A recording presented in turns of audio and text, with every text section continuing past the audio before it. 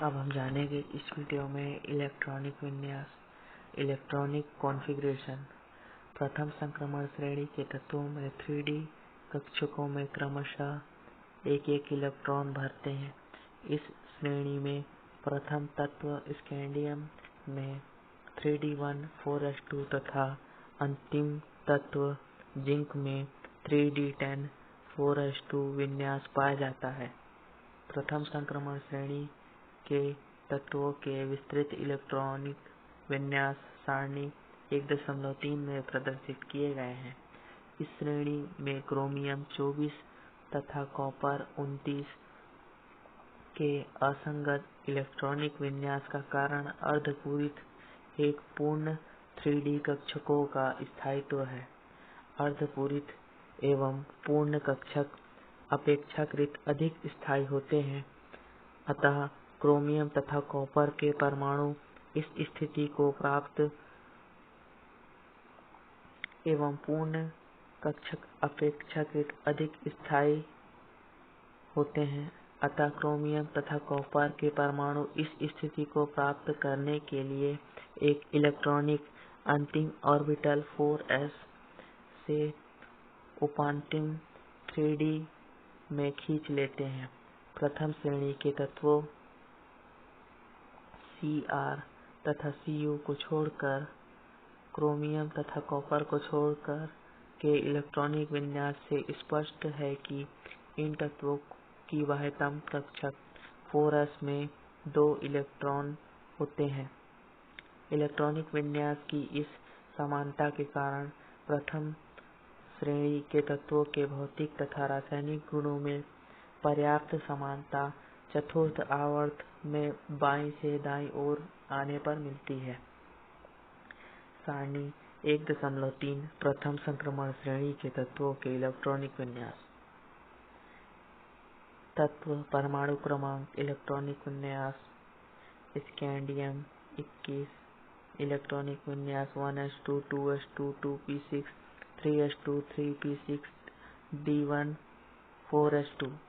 Titanium परमाणु क्रमांक 22 electronic विन्यास है 1s2 2s2 2p6 3s2 p6 d2 4s2। Vanadium परमाणु क्रमांक 23 इलेक्ट्रॉनिक विन्यास 1s2 2s2 2p6 3s2 p6 d3 4s2।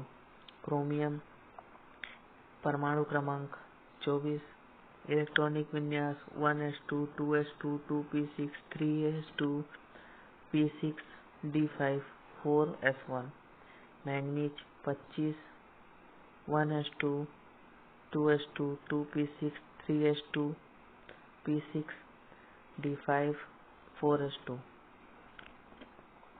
Iron 26 1s2 2s2 2p6 3s2 p6 d6 4s2।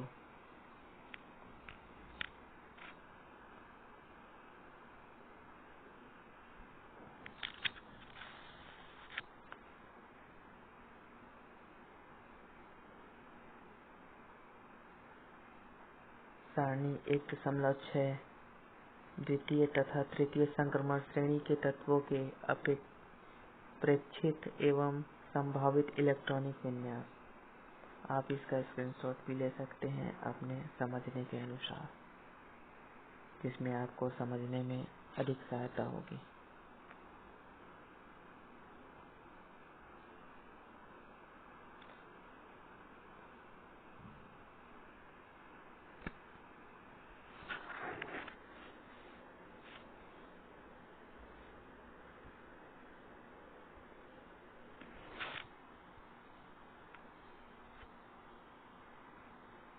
इसका भी आप स्क्रीनशॉट ले सकते हैं।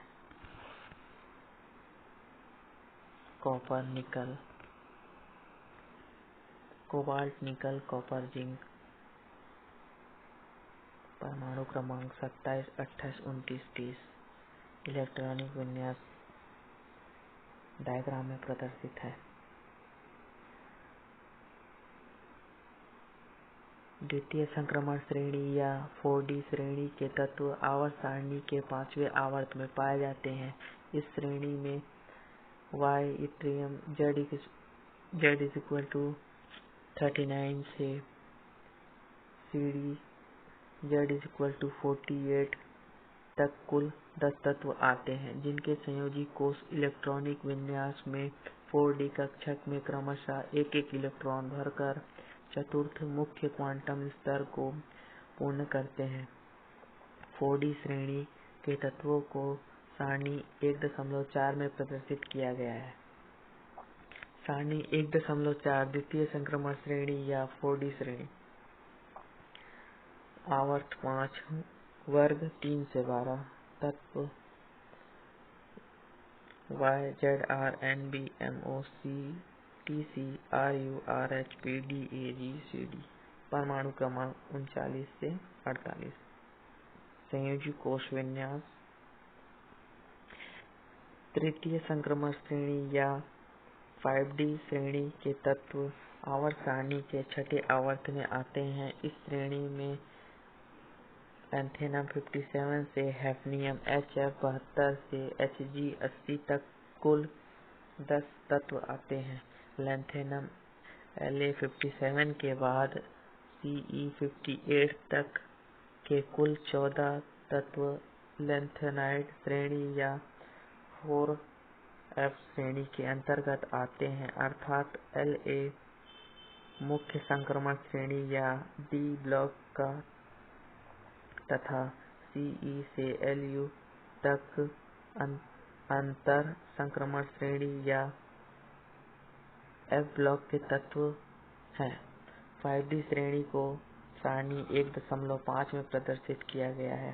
सारणी 1.5 तृतीय संक्रमण श्रेणी या 5D श्रेणी।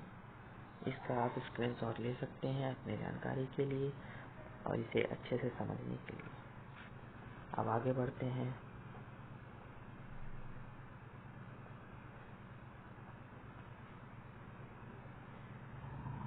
द्वितीय संक्रमण श्रेणी में NB MO RU RH PD व AG के अंतर्गत असंगत इलेक्ट्रॉनिक विन्यास पाए जाते हैं।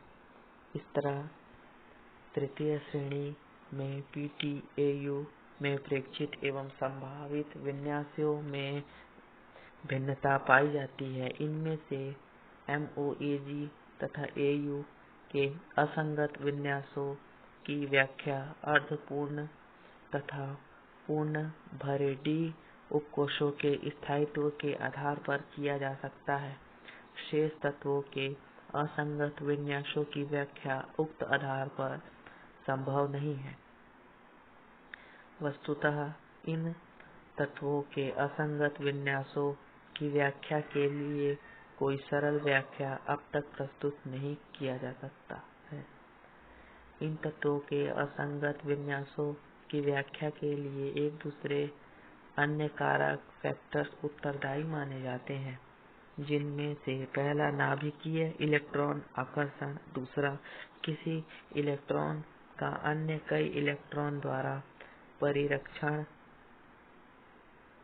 शील्डिंग, तीसरा अंतः इलेक्ट्रॉनिक प्रतिकर्षण, चौथा विनिमय ऊर्जा बल का असंगत विन्यासों के निर्धारण में महत्वपूर्ण भूमिका होती है। उपर्युक्त सारणियों में प्रदर्शित संक्रमण तत्वों के इलेक्ट्रॉनिक विन्यास में कुछ तत्वों के विन्यास उनके संभावित विन्यास पीरियोडिक कॉन्फ़िगरेशन में भिन्न है। इस तरह क्रोमियम कॉपर MOPD AG एवं AU प्रेक्षित इलेक्ट्रॉनिक विन्यास ऑब्जर्व कॉन्फ़िगरेशन में अनियमितता पाई जाती है। इन अनियमितता की व्याख्या इस प्रकार की जाती है कि D कक्षक की पूर्ण क्षमता अथवा अर्धपूरी क्षमता के अनुसार इलेक्ट्रॉन प्राप्त होने पर निर्मित इलेक्ट्रॉनिक विन्यास अधिक स्थायी होते हैं। अब इसका अगला भाग हम जल्द ही अपलोड करेंगे। धन्यवाद।